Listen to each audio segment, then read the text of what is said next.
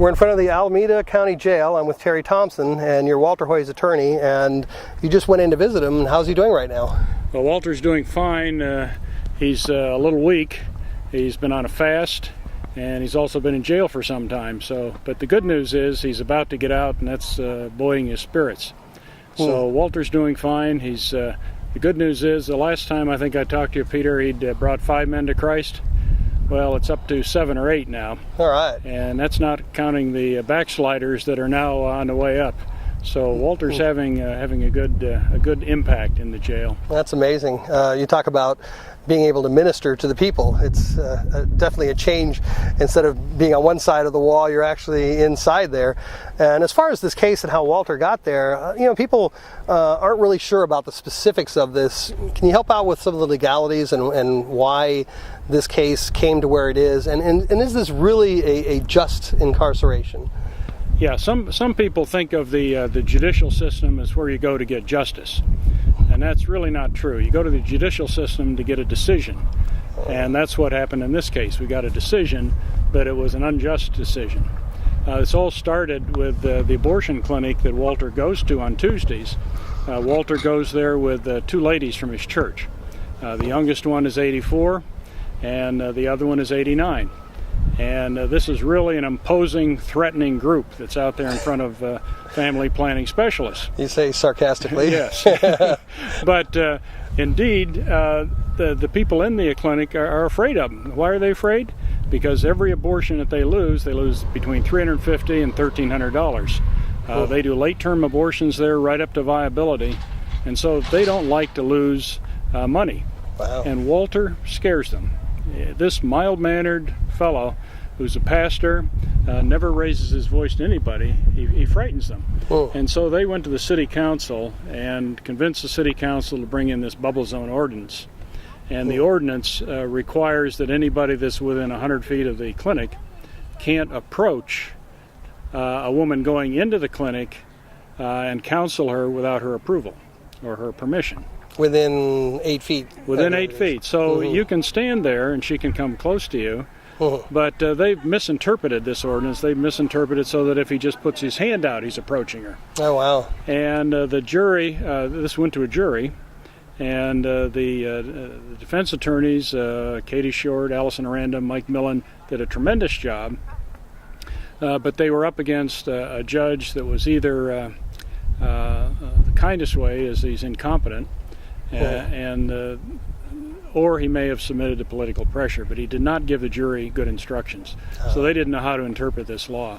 In fact, they thought when he was talking to the UPS delivery guy that he may have been violating the ordinance. So it was a giant problem. Because it's really supposed to be if there's a client going in for an abortion, that's what they're referring to. When you're talking about that 8 feet, they're referring to 8 feet of a client, correct? Yeah. Not just somebody walking down the sidewalk. Not anybody. It's someone that's going into, they call them reproductive health services. I call them abortion killing mills, which is what they really are. But that's all it applies to, and it's only if you're trying to counsel them. And counseling includes just talking to them. So if you talk to a woman and say, please, I'd like to talk to you, and she says, fine, then that's not a problem. But the problem here was that the escorts, they had about 5 escorts there the day Walter got arrested. These are volunteers, or some of them may be paid, but I think most of them are volunteers that work for the clinic. And so they come out, and theoretically their job is to escort the women that are coming in for abortion into the clinic. But in truth, what they're there for is to make sure none of the women get to talk to Walter or any other pro-lifers that are there. So they have a technique. Walter has a little sign that says, God loves you and your baby, let us help you. Yeah. So these escorts have a technique. They have maybe 2 foot by 3 foot piece of white poster board, which they'll put right in front of Walter. Walter moves, they move. If Walter moves that way, they move this way. And they'll usually get 2 of them in front of Walter, so there's no way that he can approach the women or that they can see his sign. Isn't that a violation of freedom of speech rights? Well, that's harassment. Okay. And in fact, I was there that day, and the reason I was there was to record this harassment. I was not there because I thought Walter was going to be arrested. Walter was not there in order to be arrested. Gotcha. But this the abortion clinic folks are not constrained by the truth, so that they called the police. Walter, in my view, didn't violate the ordinance, but they made some trumped-up charges. The clinic director, in fact, committed perjury on the stand. Wow. Now, you would have thought this would all would have gone away during the trial, because I was there, and I videotaped everything that went on. I had just like you have this video camera with a nice long battery, and I had a tripod set up in the back of my Jeep, so I videotaped the whole 3 hours. I guess an hour and a half on each day. Yeah. And so I had the whole record, and we thought that was going to have them drop the case. It should have been slam dunk. Should have been they slam watched dunk. the tape after all. Right. And that was the day he got arrested. Yeah, there were 2 days. The one day when they had one charge against him, and nothing happened, no police came. So we came the next week, and they didn't have any appointments. So we came the following week, which I think was May 5th, 2008, and they had a few clients, not many. It was quite a boring morning. Yeah. And we're about ready to shut off and go home, and all of a sudden I was shocked to see across the street a police car show up. Then 2 more police cars showed up, and they were confused. They thought the escorts were the ones that were supposed to be arrest. taken away. Because they were the ones that looked the most threatening. You know, they had these little uniforms on, and but anyhow, they pointed, oh no, it's him. It's the pastor, it's the little pastor, guy over there. That quiet fellow down there. So, so they went down, and I was shocked when I saw that they're really going to arrest him. They'd asked Walter if he'd ever been arrested before, and he said no. And they said, well, we're going to teach you how to do it. And so they put one hand behind the back, and then they handcuff that, and then they put the other one up. And so anyhow, and then they bring him down. But anyhow, I got that on tape too, which I didn't really want to, but that's what happened. Right. So anyhow, we thought once we had the videotape that there was no way that Walter would be convicted of this, but the judge gave very poor jury instructions. The jury saw all of the videos, but it's like being called to referee a basketball game.